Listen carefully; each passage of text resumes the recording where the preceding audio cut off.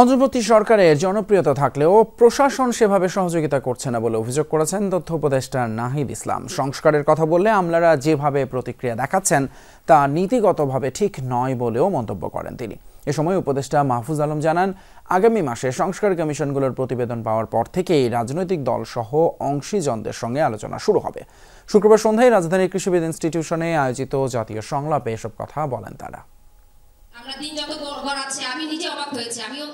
শুক্রবার সন্ধ্যায় রাজধানীর কৃষিবিদ ইনস্টিটিউশনে আয়োজিত জাতীয় সংলাপে অংশ নেন গবেষক, রাজনীতিবিদ সহ বিশিষ্টজনরা। ফোরাম ফর বাংলাদেশ স্টাডিজের আয়োজনে বক্তারা আলোচনা করেন ঐক্য, সংস্কার ও নির্বাচন বিষয়ে।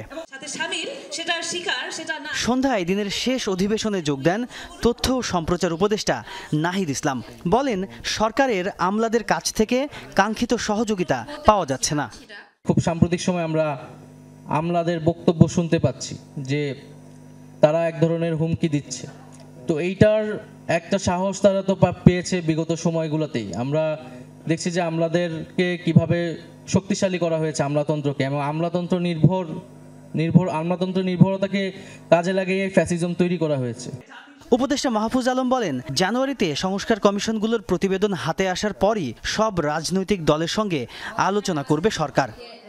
যখনই আসবে আমরা একটা বৃহত্তর একটা কনসালটেশন হবে, এটা আশা করি হবে, এবং সব রাজনৈতিক দল, সব স্টেক হোল্ডারদেরকে নিয়ে স্যার কোনো ডিসিশন বা এই সরকার থেকে কোনো ডিসিশন একপাক্ষিকভাবে নেওয়া হবে না, বরং ওই কমিশনের প্রস্তাবনাগুলো নিয়ে আবারও রাজনৈতিক দলগুলোর সাথে একটা কনসালটেশন ফোরাম হবে।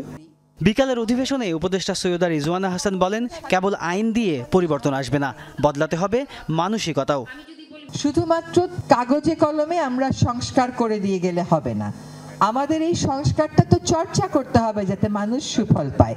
আমাদের এখনো যদি আপনি আইনি কাঠামো দেখেন, এইটাও যদি ন্যূনতম প্রতিপালিত হতো তাহলেও তো আমরা অনেক বিষয়ে অনেক উপকার পেতাম। সংলাপে যোগ দিয়ে সরকারকে সংস্কার কাজ ত্বরান্বিত করার আহ্বান জানান নাগরিক ঐক্যের সভাপতি মাহমুদুর রহমান মান্না। অন্তর্বর্তী সরকার এক সরকার থেকে আরেক সরকারে যাওয়া পর্যন্ত সময় যা যা করতে পারে সবই করবে, কিন্তু তার প্রধান কাজ থাকবে একটা নির্বাচন ব্যবস্থা। এরকম একটা নির্বাচন সবার কাছে গ্রহণযোগ্য, এরকম একটা নির্বাচন যা আমাকে পরবর্তী গণতন্ত্রের গৃহে প্রবেশ করবার জন্য প্রাথমিক সিঁড়িটা তৈরি করবে।